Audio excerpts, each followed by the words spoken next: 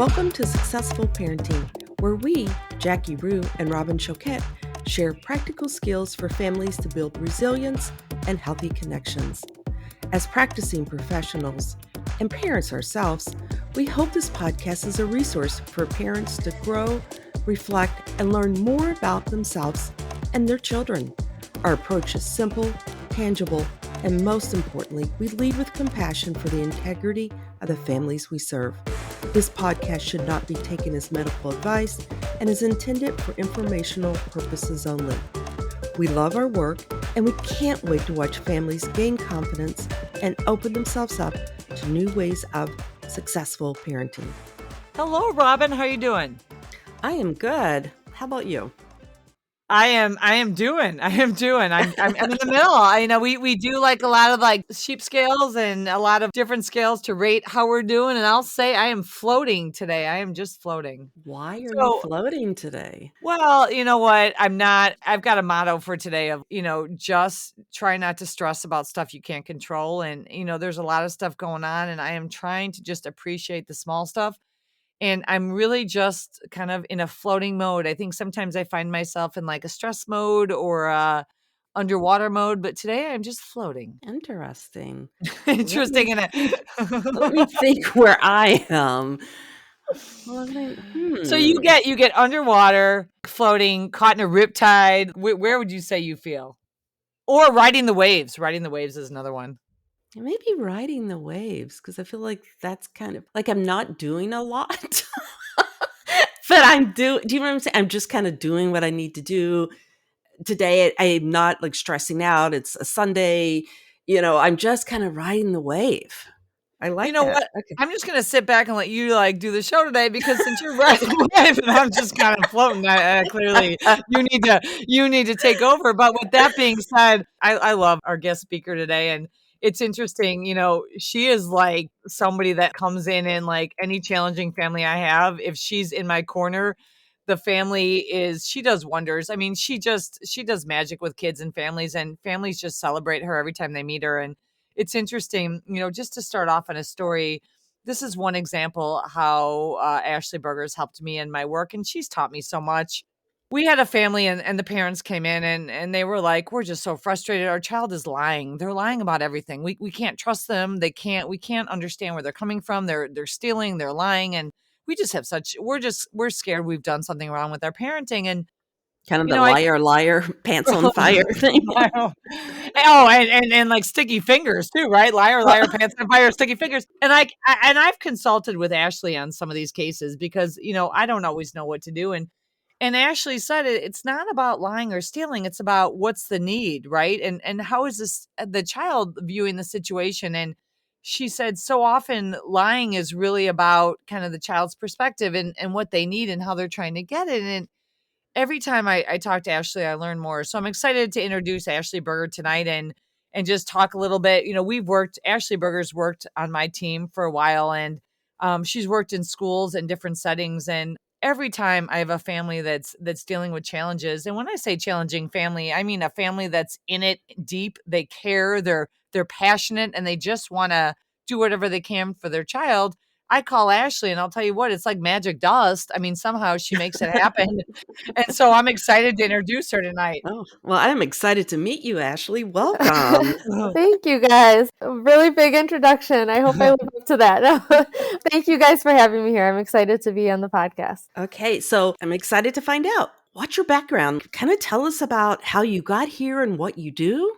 Yeah, so I've been a school social worker for about 10 years. So I started in the school system and I started actually at a therapeutic day school working with middle schoolers and high schoolers. And a lot of the population had the diagnosis of autism and some other challenging diagnoses as well. And then I just continued working in the schools. I've worked in, again, middle schools and high schools, and sometimes working in specific programs for children with autism, and then also with the general education population. And then I believe it was about 3 or 4 years ago, I began working with Jackie in her practice, and I specialized in children with autism. And then I began working with the children and some of the teens, and then also began working with parents because that's such a huge part of working with children with autism is working on the Right. parenting. So I've been doing that, and I love the parenting piece as well. And I've been doing that so I've been working in the school system and in private practice for about 10 years. Is there anything that led you to working and kind of this passion it sounds like that you have and have developed such a great craft at this, what you do? In terms of autism, I feel like oftentimes children on the spectrum are just not completely understood. It's hard to understand the way their brain works if you haven't experienced it or learned about it or worked with that. It's really hard to understand. So I feel like they're often misunderstood. So I just really like working with that population because there's so many tools and strategies to help bridge that gap of understanding so that they can be super successful, even with that diagnosis. Well, and I love how you've shared before, Ashley, that there is such a wide range of a spectrum. We don't consider it Asperger's anymore. And all of us have some traits of being on the autism spectrum, right? And so Mhm. I think some parents get really scared by that diagnosis, but that diagnosis doesn't need to necessarily be all defining, right? What would you Right. say, like, to parents that recently have gotten that diagnosis for their children? I'd say first take a breath because Yeah, you're right. right. It is it is a lot, and it's a lot to process. And I think parents automatically think, "Oh my gosh, my child's gonna fail. They're not gonna be able to function," and that's just not true. I've seen so many children with autism be so successful. It's not about. I think when we get that diagnosis, take that breath and reach out for help because with the right resources and the right people in your corner, really, I mean, these kids can do some really great things. So, Yeah. yeah. It's so interesting as you're talking about that because I can imagine, when families find this out and they're trying to figure out how can we support them and what can we do? Anything that you would suggest for like the best teaching strategies for a child with autism? What are some of the ones that come to your mind? Yeah, there are so many great strategies, especially when the kids are younger or displaying behaviors. I really love ABA therapy. That's a great type of therapy that can be used in the home as well. And it could help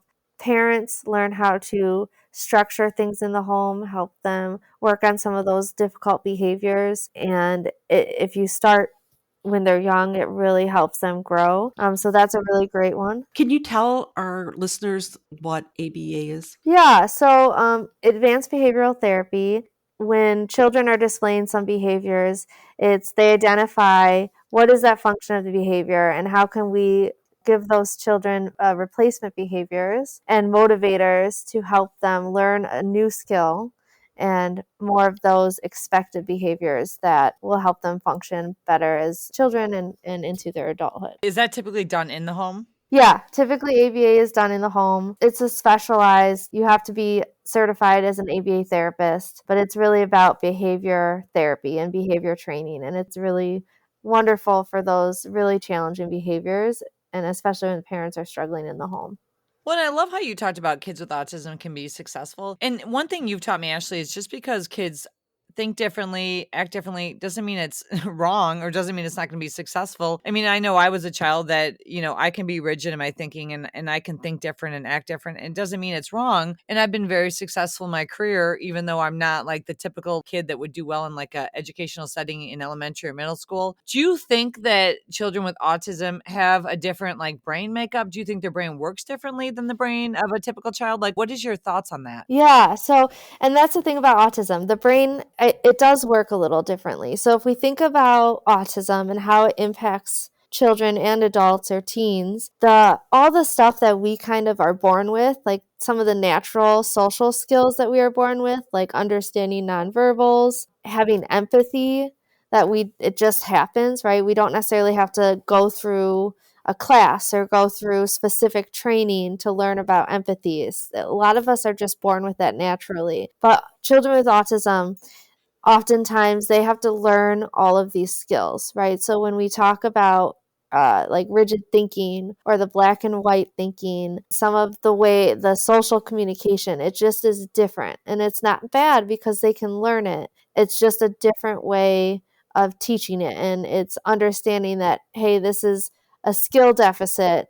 They're not trying to be disrespectful or lie or hurt others. It's teaching them the skill and helping them learn that behavior and that skill so they can be successful. Do you feel like there's some crossover with ADHD and autism? Definitely. So I think for children with ADHD, they struggle similarly to children with autism. Some of that emotional regulation can be really challenging and that impulse control. So children with ADHD and autism, oftentimes I actually use similar curriculums. I use the zones of regulation, and that's a really fantastic curriculum, as well as social thinking curriculum and like Superflex and the Unthinkables. These are great like teaching strategies for kids with both ADHD and autism because, again, it's skill based. You're learning the skill and it's helping them understand their body and their brain so that they can say, oh, I'm noticing that my body is a little dysregulated. I'm a little hyper and silly. And then they can identify that,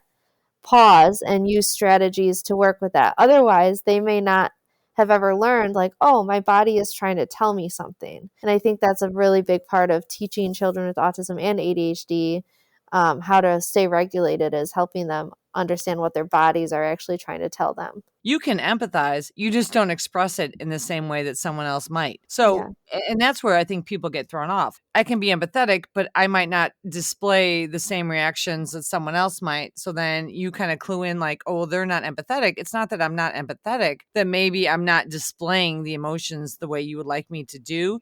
I think a lot of clients that you and I share that have autism and ADHD, they feel they're empathetic. They just don't like sit and give the response that, right? And so they're kind of quick. They're like, okay, I understand, I reflect, I feel, and they move on. And other people are like, well, you don't care. It's not that they don't care. They feel, it's how they express it. And I think the whole thing with autism and ADHD that people don't often understand is it's all about expression of emotions. And so often, because they don't express in the mainstream way, people think that they don't care. And I think that's the biggest misconception.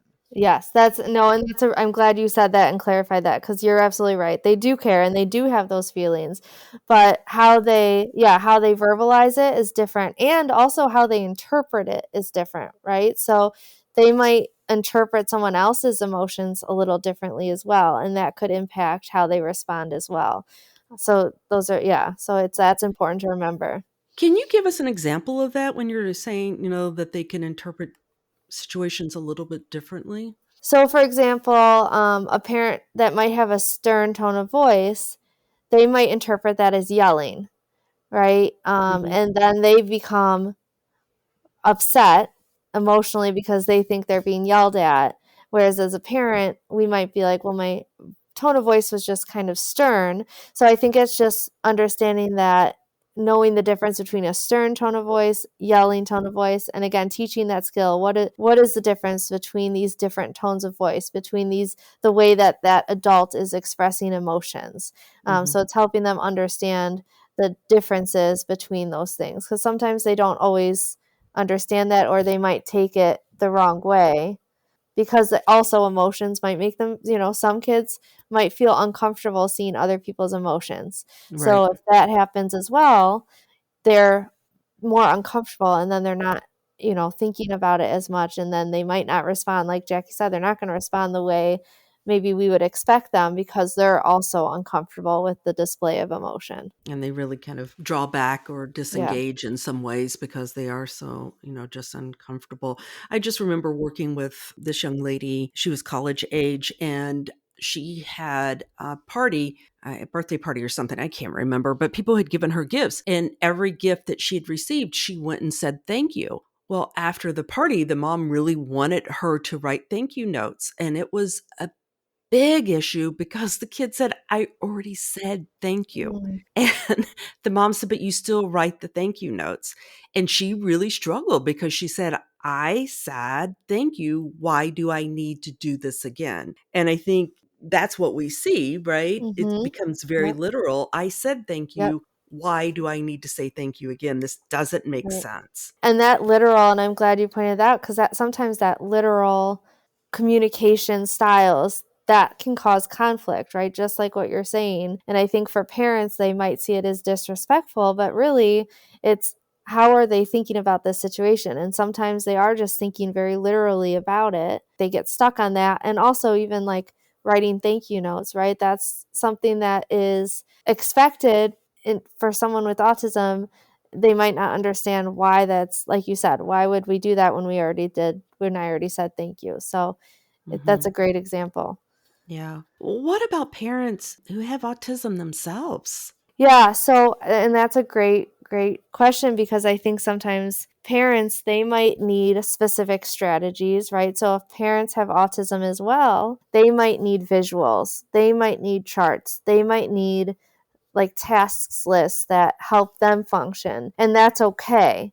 Or they might need some type of strategy or visual to help them with their emotional regulation, and that's okay, because what they're doing, if they're using strategies that work for them, they're also then modeling what could work for their kid, and it could work in the whole house, and then everyone's on the same page. And so everyone's using the same strategies, and everyone's working together on staying regulated, and it becomes a family goal. And I think if they can just use the skills and resources that help them, then oftentimes it automatically can, they'll model it for their kids, and they'll see that too. Well, and it's so true. I think one topic that's come up a lot, Ashley, and you and I have talked about a lot this too. Kids with ADHD and autism tend to be more prone to addiction with electronics and stuff like that. Any suggestions for parents on that? Yeah, I think the big thing is consistency, structure, and set like very, very clear expectations. So if you have a schedule, here's the schedule, here is the routine that we're going to follow, being consistent with that, and then even setting expectations. Like if you can clean your room and complete your homework, then you can have free time. So having very clear expectations, oftentimes the if then statements work very well, Oh, because wow. they're simple. If you do this, then this is what can happen. And that's super simple and easy, and it really helps kids. And it's usually a time-based thing. So it's not like if in a month you can do this. It's usually if in this next, 30 minutes you can do this, then this is what you can get. And that's more effective, because then it's more immediate, and it's very simple, very clear, and very black and white, and it's very helpful. So, Robin, one of the things Ashley taught me when I was working with the family and I was running into some challenges, Ashley taught me to use consistent language. So, when I'm working with families that have a child with autism or ADHD, use consistent language and consistent phrases. For instance, safety of self, safety of others, responsibility for school, chores, whatever the phrases are, but stick to key phrases and use them consistently every time, and like pair it with visuals. Ashley, can you talk a little bit about that? Yeah, so like the if then statements, that could be a consistent language that's used, but also the expectation. So, for example, if the school, and I think, Jack, you gave some expectations about school. Sometimes I'll take, if a school has a behavior chart, or if the school has specific expectations like be respectful, be responsible, be safe, whatever that is, then incorporate that into the home, because then they're seeing it in both areas. They're connecting it more. Everyone's using that same consistent language. They know what is expected in all areas, and it's easier for parents to then follow up on, you were respectful, and this is what happens when you do that. And it could be with the school, with other people that are working with the child, but I think that consistency is really important when working with children. Well, and that's the biggest thing you taught me is just being consistent, whatever you do. And if you're a parent and you're overwhelmed and there's a lot going Yeah, on, just pick one thing and be consistent with it. And I loved Robin. She taught me to really work with parents on one phrase, and that has helped so many. Like pick one thing, use the same phrase over and over. And kids with autism and ADHD, they do better when they hear it consistent and like every day, and that really seems to help. that Yeah. simplicity. Yeah, keep it simple. Because oftentimes, too, and I've run into situations where I have made it too difficult, and I do have to simplify it. So sometimes the simpler, the better, because then you can be more consistent. If it's too difficult, you can't be consistent with it. And if it's too difficult for the parent to follow, it's probably too difficult for the kid to follow, too. So you want Right. it to be something that both the child will know, and they'll be able to follow it. They'll be able to expect it too, because sometimes the unknown, right? If they don't know what to expect with the routine or with the behavior or with the consequences or whatever that looks like, if they don't know what to expect, then they might, parents might not see this, but there might be more anxiety that they're not seeing, and that might impact their ability to stay regulated. And oftentimes that's just seen as a behavior problem versus understanding that if they know what to expect and if those expectations are consistent, they don't have to constantly worry, or they might not be as anxious about, what will happen if I make a mistake? What will happen if I get in trouble? Or when will I get this, right? If they're constantly thinking about the unknown, you're going to see more anxiety. Yeah. Robin, and you and I were just talking about this predictability. It sounds like, Ashley, you're saying like Yeah. predictability is huge. Yes, exactly. And I think really a lot of Ashley's strategies really help across the span for like anxiety, ADHD, autism, really. And Ashley, it sounds like you treat children like dealing with all kinds of mental health issues. Yeah, I do. I've children and teens. I've anxiety, depression, ADHD, and sometimes we see, someone with autism also with anxiety, so that there can be a mixture of both, and that it's working on understanding that typically what we're seeing is a skill deficit and building those skills and teaching them those replacement behaviors that can help them better function. Would you say you see that a lot, the anxiety with autism? I do actually. That's more difficult for parents to recognize Mm-hmm. because it doesn't always present as anxiety, but sometimes the mixture of that rigid thinking or getting stuck on something or perseverating on a specific topic, if they're perseverating and then add an anxiety about the unknown, then you'll see those behaviors. And I think that's where I see more of the anxiety is when they might be stuck on something or there's more of that rigid thinking and they don't know how to cope with that. So you see that anxiety rise. Because that's what I was thinking when you were talking about it, and how difficult it is, for parents to recognize that and being able to then come and meet them where they are and provide that consistency and that predictability, all of those things that you were talking about in the home. Yeah, that can be very challenging. And something I'd recommend is take a moment to pause and to really reflect and ask questions, because I think it's so easy as a parent, including myself or anyone, it's easy to react. But if we can stop and understand, and that's where that diagnosis of autism, if you know that's what it is, then you can stop and think, okay, how they might be thinking of this differently. How could they be thinking about it? And being willing to ask questions. I think that's so important. So ask questions, pause and ask questions, make sure your emotions are in control so that you can do so in a calm manner. And you might sometimes just the right question, and you might be like, oh, this totally makes sense. And you might completely understand the situation in such a different way. So I really encourage parents to pause and make sure they understand fully how their child is thinking through that situation, because it might be different than what we would expect or recognize. Just because people think different doesn't mean it's not just as valuable, right? So like, Right. I mean, I think that understanding that we all operate differently, we all have different ways of thinking, and it doesn't mean it's right or wrong. It just means we're all different, and we Right. actually, when we come together, we value that, and it's can be really fruitful. Yeah, I agree with that. I'll be honest. I think some of the individuals that I've worked with that have that diagnosis of autism, I've learned a lot from working with them. And I'm thinking about this one young lady that I've worked with for several years. I feel like she just helps me so much because I really do. I have to pause and I have to think, and I can't get ahead of that. And she is insightful in a lot of ways. If you just sit there and listen to them, because then it comes together and you get it. And I feel like it's just so interesting. And that's, I think, been some of the, Robin, like working with kids with autism, I love those moments where you're just like, oh man, I get it. Mm-hmm.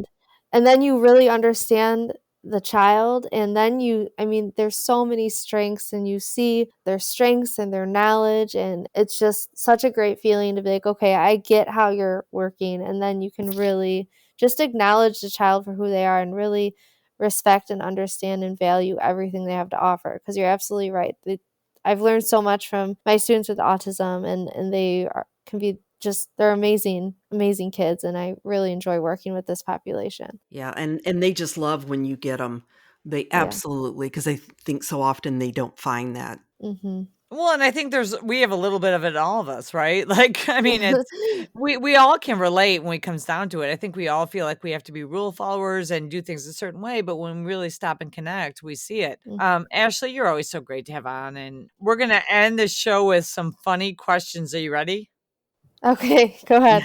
So Ashley is a new mom with a young child, and I have yet to see how she's juggling it all. But how old is your child? She's 16 months. Oh, wow. Is she pretty easy? She has she has a little bit of my personality in the sense that she is a wild child.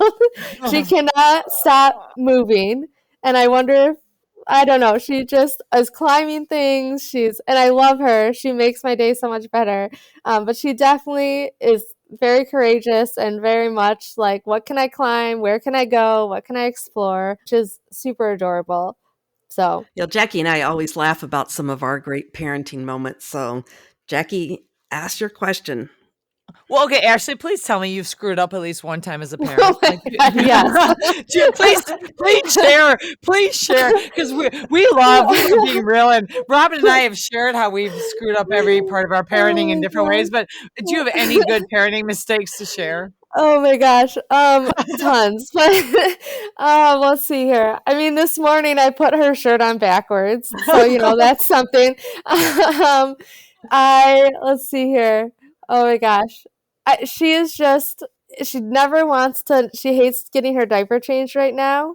So sometimes I'm like, all right, I'll try to do my best, but there have definitely been days where that diaper wasn't on the greatest. That was always a mistake. But no, I mean, I make tons of mistakes, I'm sure, every day. It's just getting through it. And have you hid in the closet after you put them in bed to watch how they get out of the bed? Jackie, did you ever do that? Because if you ever had those crawlers that would somehow crawl out and you were like, there's no way that child can get out. And I remember hiding in the closet to watch this. No, Robin, I never did that. I'm sorry. I mean, I use the monitor now, so. Oh, okay. See, Ashley, I'm much older than you. Yeah, we didn't have monitors. You showed my age. Oh. Robin, honestly, I think we went with whatever happens. We went to bed and we didn't think twice. I mean, we were not very hyper vigilant of our kids back then. It's just different. Oh my gosh, no! Sometimes you have to let them fall and make mistakes, and but it's a fun time to be. I love being a mom. Well, Ashley, and some of the things I loved about what you said tonight is we have to treat each child as unique, right? Every child has individual strengths and differences, and that's okay. And how do we connect each child, and how do we do different for each child? So I love how you kind of reinforce that. And I love how you reinforce just because a child has a behavior, there's a need behind it. We just have to figure out a way to kind of connect to that need. And it's really not about the child being a problem, but it's about the child really needing to connect in a different way. So I appreciate you, Ashley, every time. Can we ask you guys? Can we ask you one more question? Sure. What does successful parenting mean to you? Oh, that's a great question. I would say the connection is key, right? Connecting, and you're not always going to connect, but trying to connect, and just continuing, right? Sometimes we feel like we want to give up and fail, and we fail, at times as parents, we might even feel like failures, but I think that continuing to just keep going, keep trying to connect. And if you're doing that, then you are being a successful parent. Oh, that's awesome. I like that. Thank you, Ashley. I can see why you Jackie guys has said so many wonderful things about you. Oh, well, thank you guys for having me on tonight. This was awesome and really fun. Thank you. I will see you soon. Thank you, guys. Have a great day. Thanks, everyone. Bye, Jackie. Bye. Thank you for joining us, and make sure to subscribe and like us to catch our next episode, where we will take you on a journey to find new ways of successful parenting.